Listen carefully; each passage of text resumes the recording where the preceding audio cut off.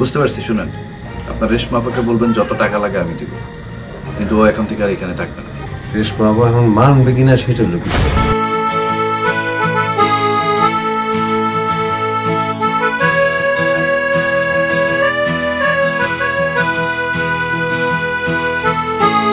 আপনার এখন থেকে ভাইয়াই বলবো। এখন আমি যাই ভাইয়া। এত তাড়াহুড়ো করতেছো কেন? আমার কথা বলতে ভালো লাগে না, তুমি বলতেছো আমি শুনতেছি, আর তোমার কথা শুনতে আমার ভালোই লাগে। আমার মনে হয় এখানে অনেক বড় একটা গাবলা আছে। গাবলা তো অবশ্যই আছে। বদলোকের পাল্লা থেকে বাঁচার জন্য আমি চলে গেলাম একটা শহরে পোলার সাথে একটা বাইদার মাইয়া। না না বস, গ্যাঞ্জাম করবো কেন? এখানে আমার গ্যাঞ্জাম করার কোনো প্রয়োজন নেই। এবং শেষমেশ সে আমাকে দিয়ে খুন করালো। কি বললে? আপনারা কি সারাক্ষণ এই বাসার মধ্যে ছিলেন? এই গ্রামটা আমার গ্রামের মতোই শুনি। ওই যে দেখছো, ওই যে লাল গরুটা একদিন আমাকে এমন করে ঢিস দিয়ে দিয়েছিল। আমার দেখেও না দেখার ভান করে চলে গেল। কে দিয়ে বেহুদা আলাপ করতে লেগেছেন কেন?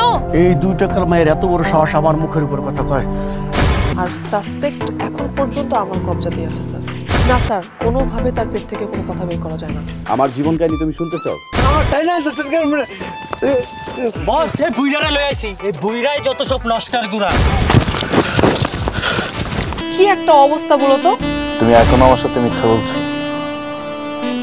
তুমি যে আইনের লোক সেটা তো আমি জানি। আমি তোমাকে কথা দিচ্ছি, আমি তোমাকে সারা জীবন আগলে রাখবো। প্লিজ ট্রাস্ট করো।